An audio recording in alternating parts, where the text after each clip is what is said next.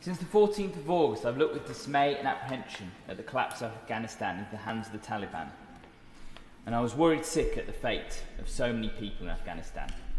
Let's remember, on the 8th of July, President Biden said, the likelihood there's going to be the Taliban overrunning everything and owning the whole country is highly unlikely.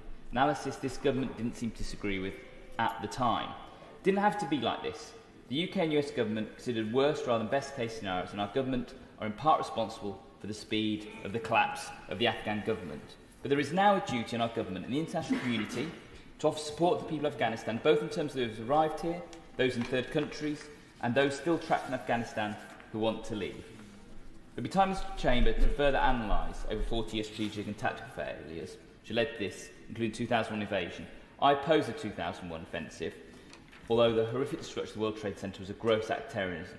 I didn't feel that the war met the Aquinian principles of casus belli, and we needed to use security and intelligence rather than the ground war to tackle Al-Qaeda. But that was 20 years ago, and must not hold up the efforts now for the Afghan people.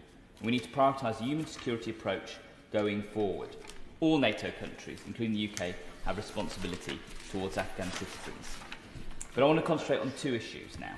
The duty of care we have to Afghans who arrived here in the UK, and support for those still trying to reach us here in the UK. My office, like everybody else's, has been inundated with constituents' relatives trying to reach the UK. Around 250 relatives, concerned for their lives and well-being, are still trapped in Afghanistan.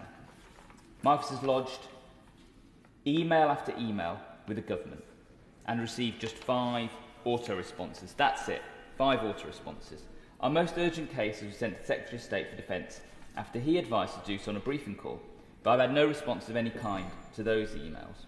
This includes the case of 2 Afghan MPs who are the brothers of a constituent and people who work for NGOs. We received 1 response in August stating the British national in Afghanistan would be contacted by the FCO. He was not. One constituent, who is a British national, is in a hotel in London. He has serious mental health issues and no support. His wife is in Afghanistan and is desperate to go and get her via any route. I'm concerned he may vanish at any moment and try and go and get her. He has had no official advice or support. In terms of Afghanistans who arrived in the UK, I want to keep my remarks to hotels, particularly those used for dispersal. Last week I was put in touch with 2 Afghan MPs who were dispersed to a hotel in Yorkshire. I was informed of their presence there by the Inter-Parliamentary Union, whom the MPs have been in contact with. I've been liaising with them and their family ever since, and what they've told me has been shocking. They are brought to the hotel by the Home Office. The Home Office didn't tell the relevant local authorities. Basic necessities were not provided, like nappies and sanitary towels, until we organised delivery alongside the local authority. They still haven't been assessed or registered for their health needs, and there are significant health needs at that hotel. Many have no access to finance, the Taliban have cut off access to their bank accounts, and the Home Office have not yet provided payment cards. They have no idea when they will be housed adequately or where.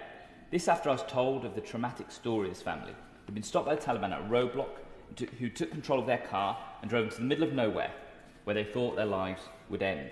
And only escaped, the Taliban drove away in their cars and they fled.